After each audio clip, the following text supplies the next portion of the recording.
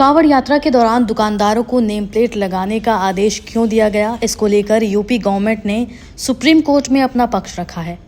UP government की तरफ से शुक्रवार को कोर्ट में बताया गया कि यह आदेश इसलिए दिया गया ताकि कांवड़ियों की भावनाएं न भड़कें।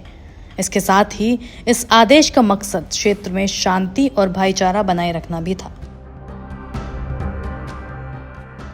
दरअसल सुप्रीम कोर्ट ने यूपी, उत्तराखंड समेत कुछ अन्य राज्यों के उस आदेश पर स्टे लगाया था जिसमें कांवड़ रूट पर सभी दुकानदारों को नेम प्लेट लगाना आवश्यक कर दिया गया था। इसमें कहा गया था कि रूट पर पड़ने वाले दुकानदारों को अपनी दुकानों और स्ट्रीट वेंडर्स को अपने नाम के साथ स्टाफ मेंबर की डिटेल्स भी देनी होगी। साथ ही उन्हें यह भी बताना होगा कि किस तरह का खाना वो सर्व कर रहे हैं। यूपी सरकार ने कोर्ट में बताया कि कांवड़ियों को परोसे गए खाने को लेकर छोटा सा कंफ्यूजन भी बड़े विवाद का विषय बन जाता है। यूपी सरकार की तरफ से ये भी कहा गया कि ये निर्देश अलगाव करने वाले नहीं हैं, बल्कि सभी जाति धर्मों के दुकानदारों पर समान रूप से लागू होते हैं। यूपी सरकार ने बताया कि खास तौर पर सांप्रदायिक रूप से संवेदनशील इलाकों में जैसे मुजफ्फरनगर में ऐसी समस्याएं देखने को मिली हैं। आगे कहा गया कि पहले देखा गया है कि बेचे जा रहे खाने के प्रकार को लेकर विवाद हुए हैं।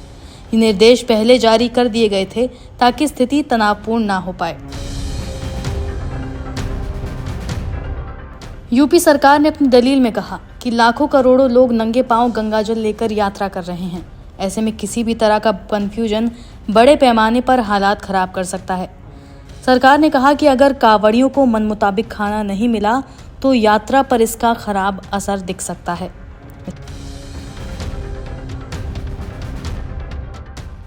इसके अलावा क्षेत्र का शांति और सौहार्द भी प्रभावित हो सकता है। साथ ही यूपी सरकार की दलील में उस घटना का भी जिक्र किया गया जिसमें खाने में प्याज और लहसुन पड़े होने के चलते कांवड़िए भड़क गए थे और तोड़फोड़ कर डाली थी। बता दें कि कोर्ट ने स्टे लगाते हुए उत्तर प्रदेश, उत्तराखंड, मध्य प्रदेश और दिल्ली प्रदेश सरकार से 26 जुलाई को जवाब मांगा था। कोर्ट ने तब कहा था कि ढाबा, रेस्टोरेंट मालिकों और फल सब्जी विक्रेताओं से ये तो कहा जा सकता है कि वो कांवड़ियों को बेच रहे खाद्य पदार्थों का नाम लिख कर लगाएं, लेकिन उन्हें इस बात के लिए बाध्य नहीं किया जा सकता कि वो मालिकों या कर्मचारियों की नाम और पहचान जाहिर करें। गौरतलब है कि नेम प्लेट वाले आदेश पर विवाद स्टे लगने के बाद भी थम नहीं रहा। इधर कोर्ट तो दूसरी तरफ संसद में इसे लेकर बहस जारी है। हाल ही में राज्यसभा सांसद संजय सिंह ने इसे लेकर बीजेपी पर निशाना साधा था। संजय भाषण में इतने आक्रामक हो गए कि उपराष्ट्रपति और राज्यसभा स्पीकर जगदीप धनखड़ को उन्हें टोकना पड़ा। सुनिए संजय ने राज्यसभा में क्या कहा। मैं बड़ी विनम्रता पूर्वक आपके माध्यम से पूछना चाहता हूं, क्या इस देश की अर्थव्यवस्था में रेहड़ी पटरी वालों का कोई योगदान नहीं? जो 10 करोड़ रेहड़ी पटरी वाले पूरे देश में हैं, उनका कोई योगदान नहीं है क्या मान्यवर? वो भी सरकार को टैक्स भरते हैं।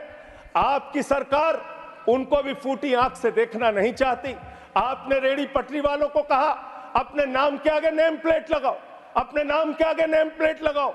हिंदुओं की, मुसलमान, दलितों के पीछे आदिवासी हो, क्या हो ये बताओ।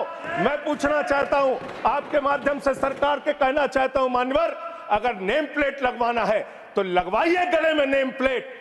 नीरव मोदी के गले में नेम प्लेट लगवाइए कि 20,000 करोड़ रुपए हिंदुस्तान का वो बाकी है। मैं तो ये कहना चाह रहा था आपके माध्यम से कि इस तरह के काम देश के अंदर नहीं होने चाहिए।